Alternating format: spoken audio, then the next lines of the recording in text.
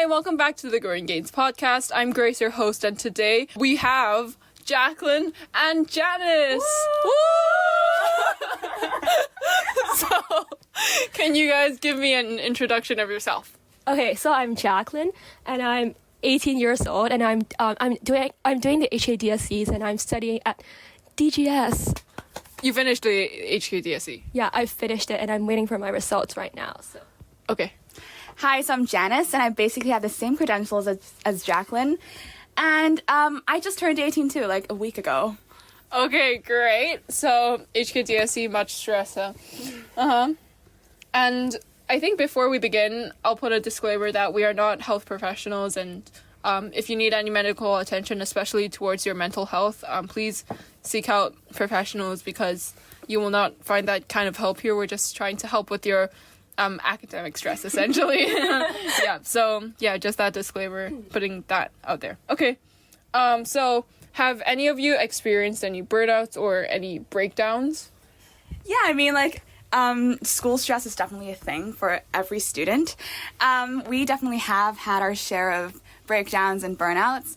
An interesting thing about me is that the piled up stress actually caused a physical harm, like a physical health problem. Like I had thyroid issues, and the doctor says it's due to stress. So I've definitely had my experiences with stress, and how I coped with it, we'll talk about it later.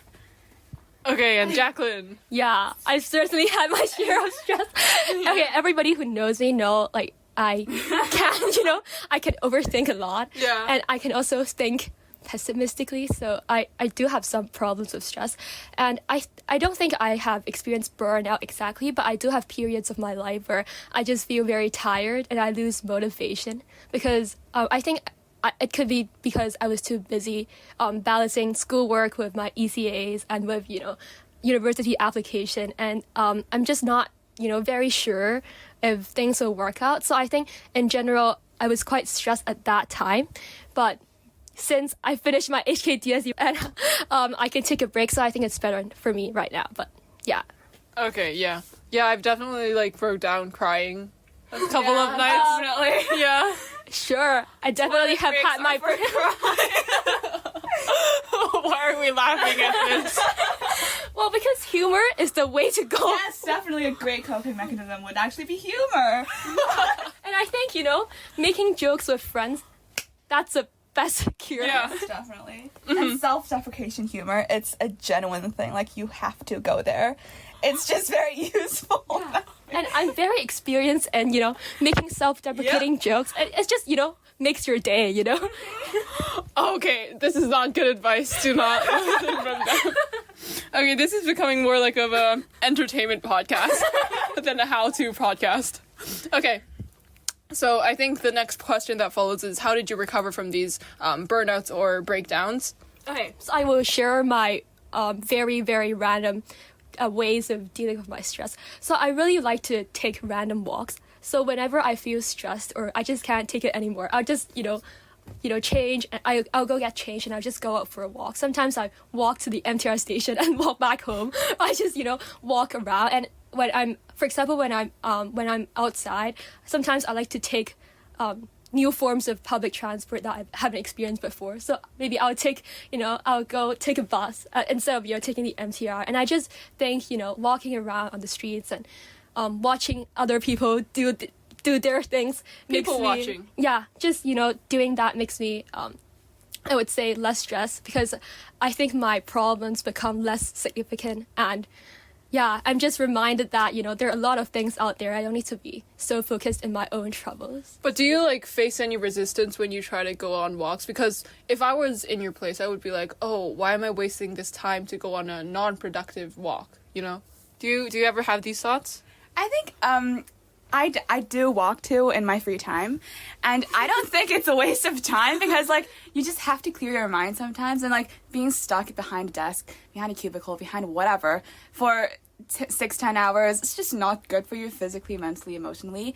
And just taking a walk, you just get your mind off this task you're on, and especially when you're stuck. You can just sort of recalibrate afterwards. So it's a good way to cope. And sure, you can definitely spend time studying in that 1 or 2 hours. But like, it's the level of productiveness when you just don't want to work or you feel very lethargic. Even if you continue and, toiling, writing, reading, memorizing, it just is not as productive. Instead, when you just take a walk out, take a stroll, breathe some fresh air, you will refresh your mind. And after all, I feel like I definitely can say that the productiveness of your studying is like boosted.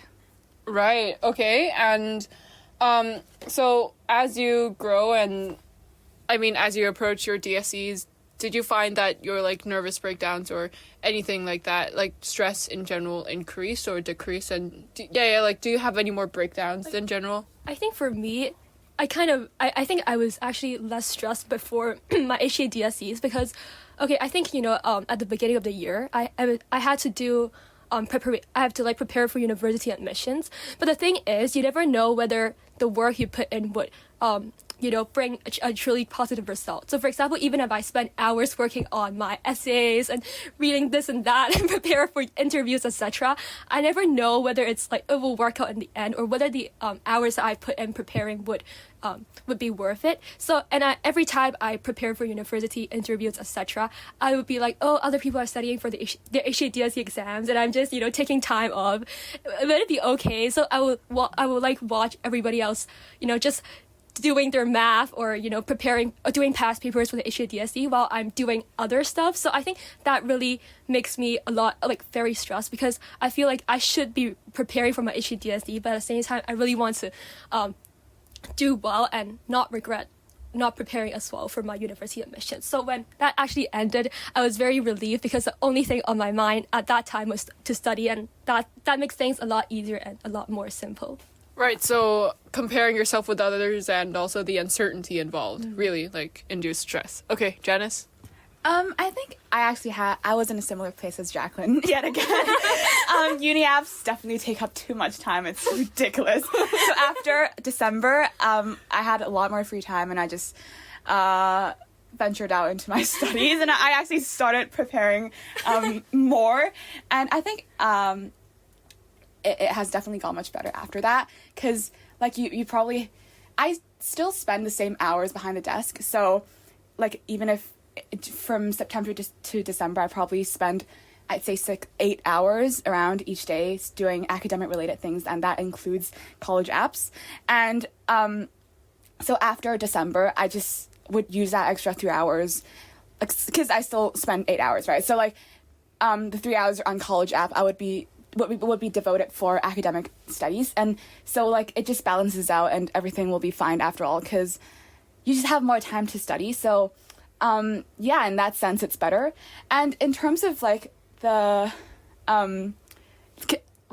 do I put this? Because Jacqueline and I take history, and it's a very intangible subject, right? You can't count the number of facts. Well, you can count the number of facts you put in, but it's not like math. You do more drilling, you get better. I think history is a different thing. So I think throughout the study break, Jacqueline and I, along with another friend, we did something that is very special to us, and we'll definitely still remember it after years. We formed a study group, and we basically just, ask each other questions. We will address our academic issues and obviously our mental stress at that time. And I think that really helped us throughout the study break. So for a whole solid 4 months, we just met each other every single day, and it helped a lot, and it took away a lot of stress from us. Yeah. Yeah, I totally agree. So I think just now you asked like whether I would think that I'm wasting my time if I'm going on walks, right? So I think the only reason why I'm not having this kind of thoughts is because I know my friends are also taking breaks off, and I think that's very useful for me because I know that for example, I know that Janice has a very disciplined timetable. Like she'll certainly wake up and show up. So by following her timetable, I kind of it helps me make sure that I'm better, like I manage my time in a wise way, following in her planning. Wait, Janice, do you want to like explain how you use your timetable? Like, how did you even set it up and follow it so strictly? I definitely did not follow it very strictly at first. And then well, okay, let's boil down to the first question. How did I set the timetable? I don't know. Is there? I just did it. I do 1 hour of work, and that'll take like 5 minutes or 10 minutes break. In general, Janice is a very disciplined person. So I would explain our differences. So for example, for me, when I feel like working, I can, just work and not take breaks. But I think that the problem for working in this way is that sometimes it's easier for me to burn out, because you always feel that you can do better, right? And whenever that happens, you just continue to grind, even though you're really tired and stressed, and you just go on. But I think Janice, she wakes up at a certain time, she eats at a certain time, she finishes working at a certain time, and it's just very disciplined. And whenever I follow her discipline, so I would tell myself that, I need to stop, even when I feel like I want to continue to work. And sometimes when I feel unmotivated after lunch, or feel unmotivated in the morning, when I look at Janice working diligently at her table, I will be like, okay, my role model is Janice. Let me follow in her footsteps. And I think that really helped me, that discipline really helped with curing stress. So I can have, break time, I can have work schedule. So yeah, thank you, Janice. I think I'd say I got this lifestyle from my ECAs growing up. So I've had a very stringent timetable. Like in the morning I'd do this, and then in the afternoon I'd do this. And like it all came from myself. Like my parents never set these activities for me. I definitely actively took part in different ECAs, and I think it is what drilled me to have this very strict mindset on myself. So a little bit on the schedule, I wake up at 6:30 each day, and we start studying at, I think, 7:15. I think that's our time, right? We have a short period for breakfast, and I just do whatever. So we study until 12:30. Each day I'll have my lunch at 12:30 strictly. Any breaks in between? I think I have one break. And toilet breaks, there is a different... toilet breaks, I can just take it whenever. Yeah. Because it's very short, I don't really mind. But then there's a long 20-minute break in between, I think. I don't really remember, but I think that's how it was. And then 12:30 we have lunch. And then... lunch is actually a very long break, because lunch we'll eat until 1-ish, and then I'll take a nap, actually. And then we start working at 2 again. And then I skip dinner. I did not take dinner then. But I would take a short 30-minute break at around 7 o'clock.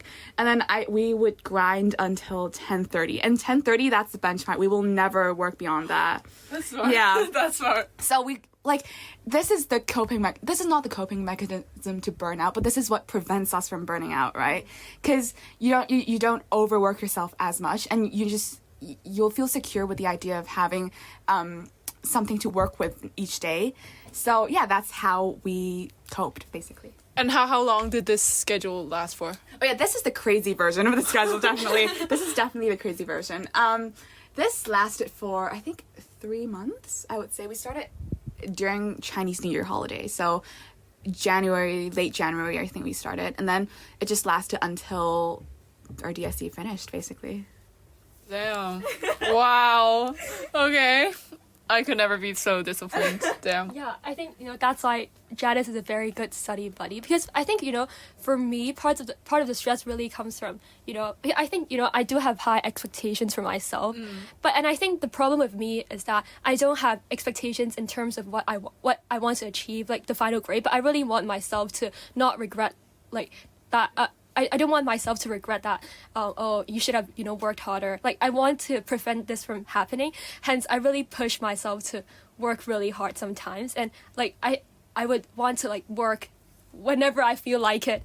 And I think, sometimes that really makes burnout really easy. So I think, by following a very rigid schedule, like what Janice does, or I think, for some of my friends, they have, 1 hour that's, break time every single day for them to do whatever they want. For example, it could be watching TV shows, it could be cooking, it could be doing housework, it could be, doing anything you want or not doing anything, but having a certain time in the day for you to rest is really important. And I think that's a lesson that's really important to me, because sometimes I think in the past I feel guilty whenever I'm not working. So I would be, there are like those studying apps where you can track your studying time. So whenever people start working, for example, I think it's a Korean app. Basically, you can Forest too. Yeah, basically you can see when your friend's working, how long they've worked and stuff. And I think that, in those apps, whenever you rest, there's this scene in your head going on with like, oh, people working hard on their desk.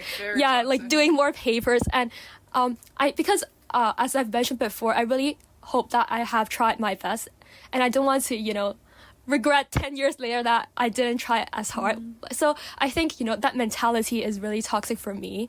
I said I will not set any breaks for myself or feel really guilty and unhappy whenever I take rest. So I think that, by scheduling a rest, like a break time for yourself, you can actually prevent yourself from procrastinating or from being very unhappy because you're stuck with work the entire day. And it actually gives you a lot more motivation to work more productively, I would say. Yeah, I have something to add on to apps. It's not a good thing, right? So I think the apps are actually a good thing because they would track the number of hours you work, so it's tangible in that sense. But I would say my advice: do not add friends on the app, so you don't have a comparative platform, right? So I actually realized this after my DSCs, and I was like, why could I work for 12 hours? And then I realized it's because someone was working for 14 hours each day. So that's what had me going. But, in retrospect, I don't think it was a very healthy mindset. Like, sure, working more, they might be working more, but it doesn't necessarily mean that you have to work the same amount. And like each night after I go to bed, like at 10:30 after I stop working, I will definitely stop working because it's a time schedule I have to follow. But each night I'll have this guilt that eats me up and be like, oh my god, they're still studying. Shit. Oh my god, no. But then, after some time, after my DSEs ended, I asked that person, were you actually studying for 14 hours? He's like, no, I include the breaks inside. I was like, excuse me? So I've been comparing to absolutely nothing the whole time. So yeah, my advice would be use the study apps to motivate yourself, but don't add friends on there. Okay. Seriously, yeah. Yeah, it's really toxic because for those apps, I think, in some public groups, for example, I think there's a lot of DSE studying groups where it will be called like 2020 DSE sirs, and then like people for the username, they'll actually put in their dream university. So for example, they would say HKU Med, and then they will like, actually you will see them, I think they will start working at like 5:30 a.m. and their timer keeps like it goes on and on throughout the day, so they'll end up with like 16 hours. And there's actually a ranking where you can see like different uni subjects in the rank, like 16 hours, 14 hours, 12 hours. And I think it's really stressful like to have to compare yourself with this. So I would certainly agree that you shouldn't join those study groups unless you think it's good for your health. Right. Yeah. And I think more about comparing yourself to others, not only in terms of like how much work you're doing, but also your achievements. Have you, like, grades wise, do you compare yourself to others? And do you think it was like ruining relationships, friendships and stuff like that? And how did you like resolve it in some kind of way? I think in terms of comparing myself with other people, I think I've done quite well in that domain because I think that I'm quite good at seeing the good in other people. So for example, whenever somebody does well, I will be like, oh yeah, they deserve it because they're really hardworking. And I will be like, yeah, I don't think this is very healthy, but I would convince myself that it is my problem. Or like for example, I didn't work as hard as them, or I wasn't as committed as them. So it's natural that they get what they they did better or something like that. But I think in a positive way, this really encouraged me to not be salty or stuff, and to just learn from the good traits that I saw in other people. Yeah, I can definitely attest to this. Jacqueline, that's her personality. She compares herself to others, but she won't take down others. That's what I, appreciate her for. Like, it's very healthy to chat with someone like that. And as for me, I don't think I've ever grown up actually comparing myself to others that actively, because I think it's something about, being in the music world, people are just very chill and they like, competitions, whatever. It's very subjective anyways. So I think I never compared myself to others grade-wise in a very toxic manner. I know people who will literally be like, oh my god, she got an 86. Oh my god, I have to, adjust my whole working mode. But, I always knew that this was not as good as for comparing grades. So I will not compare my grades, but I'll compare our level of hard work. You know what I mean? Oh, yeah. That's exactly what I'll do. Yeah, I don't think it's healthy to compare your actual grades when it's actually more tangible. I'll instead, be like, oh, she worked for 10 hours, then I'll work for 12 hours. That's how Jacqueline and I cope with, that's how stress comes. That's also how we cope with, accepting the results. Yeah. But I think for me, I think I'm pretty good. I think I'm stressed when, I can still make a difference. So for example, when I'm preparing for the DSE, I think that if I work harder for that day, then perhaps, the result, it could be different, right? So I'm really stressed during those periods of my life. But when the result actually comes, I'm not stressed because, I do gymnastics at a very young age. And I totally understand that some things, they're just not meant to be. So for example, if you can't do a certain, for example, there's something that I should learn on the bars, but sometimes it's really difficult for me to learn. Sometimes it's not about how much hard work you've put in. You just have to accept that, for example, in that competition, you just fell on the beam. People who are not as good as you ended up getting the medal, but it's fine because I think, as doing gymnastics, I understand that, there could be, things could not turn, they may not work. You can fall on the bars, on the beam very easily, even during the most important competitions, but it's actually fine and it's okay to accept failure. But I think that's how I really cope with results. Yeah. So I think, in terms of accepting results, I'm quite positive in that stage, but in terms of preparing for the thing, it could be quite stressful. Yeah, I think Jacqueline and I both agreed. I think we had this chat actually. Just like how music, sports, they all have talent. People are naturally talented. People are also actually literally talented in studying, and we don't recognize this fact. Some people are smarter. I'm sorry, but I always understood that some people are smarter, so I never compared myself to those people because we are on another caliber. Okay, they are just superior. I don't have that intention of comparing. So, and I think their grades, they sort of just come naturally. Sure, they definitely work hard, but you can't take away the fact that they actually are very smart naturally. So I never compared our grades, right? So yeah, that's my answer to the question. Exactly. So, I have a very, I certainly have an experience in this in terms of chemistry.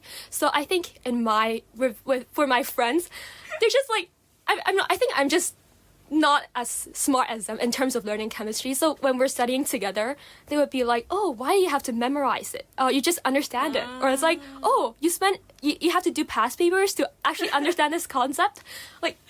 I never did any past papers. And then I think for me, I really have to work harder in terms of chemistry to get the same level of result. So I think I fully understand that chemistry does not come naturally to me. And I think that's okay because, we, as cliche as it may sound, we all have our unique, I would say strengths and weaknesses. And it's okay to accept that sometimes you just have to work harder in some areas.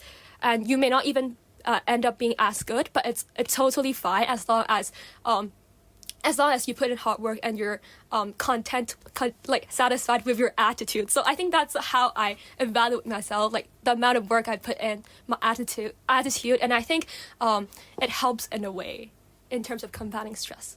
Okay, great. And then how about what do you think adults can do for you in terms of academic stress? I think parents, there's a lot of things that parents can do, but I think, for me, my parents were really supportive in the sense that I'm pretty, for example, they really will be really aggressive in terms of pushing me to work. So and instead, they actually asked me you should sleep earlier, you shouldn't work too hard. It's okay if you don't end up being where you want to be. I think my parents are really supportive in this sense. So I feel even if I don't work as hard, or even if I don't end up, going where I really want to go, they'll still be there for me and they'll still treat me in the same way. And I think this sort of, this sort of thinking really helps when you're stressed. So I think it's really important that if possible for your parents to not push you too hard. And I think there are certain ways you can help your parents to be like that. So for example, you have to take responsibility. You have to show your parents that like you're responsible. It's okay for you to be in charge, so that when they feel that you're responsible and when they feel that they can trust you in taking care of yourself, then they can actually give you more space, which is also beneficial for reducing stress and for you to function better, I would say. Yeah, my parents are very similar. Like, they're very lax in terms of academic achievements, which is like very, unusual, I think, for most people in Hong Kong. Sometimes, like, this is a very ungrateful thing to say, but sometimes I just wish they were a little bit more strict on me academically, right? Because, like, I see the others' parents, having scheduling a lot of different academic tutoring for their kids, and I always actively asked my parents if I could join these tutorials, and they never provided me with resources that from them, and I think it's a problem because as a Form 1 or 2, you don't have these connections, right? So I always wish that my parents were a little bit more supportive in the sense that they weren't only there for emotional and financial support, but I just wish they understood the lives of our as students a little bit more, and that it's not all about being happy and being healthy. It's also about achieving things academically. Yeah. But actually, I think for me, I'm kind of grateful that my parents are really chill in terms of my academic performances. So like Janice, my parents never scheduled any tutorial classes for me. I think I only took English classes, and they're not even for academic results. They're just reading classes when I was a kid. And I think I started my first true HK style tutorial class in Form 4. And I just asked my parents oh, can I go? Can you help support me financially? And I just, go ask my friends where they go for tutorial classes and stuff. So I kind of, like Janice, I manage on my own in this sort of regard. But I think from my perspective, I'm actually quite grateful for this, because I feel like I have to be the one that's responsible for my grades. So in the end, I just have to make it work. And I think I'm quite active in terms of exploring which studying method works best for me. So I think by taking the initiative and not just blindly accepting your parents' tutorial arrangements for me, I'm actually taking up more responsibility, and this helps me I think study more efficiently or better in a way, because I feel like I have to be responsible. If I don't do it so, it's definitely my problem. It's not my parents forcing me to do stuff that I don't want to. It's definitely my own stuff. So I think in this way I feel more accountable and in control, and I think it's better for my growth, to be honest. Now that you say that, I sort of agree. I'm so thankful for my parents. I can only imagine how busy my life would be if they just scheduled things in for me. So thanks, Mom and Dad. Yeah, so for example, when I think there's this really intensive chemistry tutorial center that many DSE students go to, and I actually signed up for that myself. So whenever I feel like I want to give up and just stop going to these 4-hour-long lessons and weekly tests, I tell myself that I made that decision, and as an adult I have full responsibility for doing that, and that actually gives me more comfort, because I just can't go on this run on oh, my parents made me do it, because I made myself do it. But I think that is also a really important stage of growing up, and I'm glad that I'm in control of my own pain and suffering in that sort of area. Okay. And then the last question is, what is your one advice for students that are going through it, like DSE? And then, how do you recommend they manage their stress? I think it's there's a few aspects in terms of comparing yourself, and if you compare yourself, don't go on those apps, as we just mentioned. Seriously, I beg you, do not do that to yourself.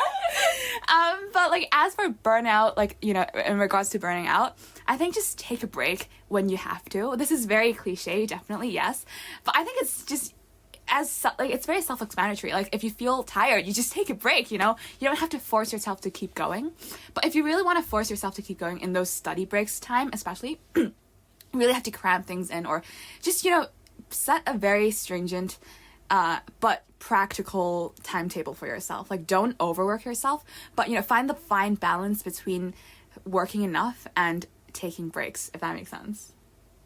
I would say, like, you should, as again, very, very extremely cliche, but I really think you should have a work-life balance instead of, just pure work. And I think because growing up, I have lots of ECAs. For example, I do gymnastics, I do girl guiding. I just do a lot of random stuff like, planting trees and stuff. But, like when I entered into higher forms, like as I was preparing for my DSE, I kind of cut all of those ECAs. I stopped doing sports. I stopped like doing a lot of other activities.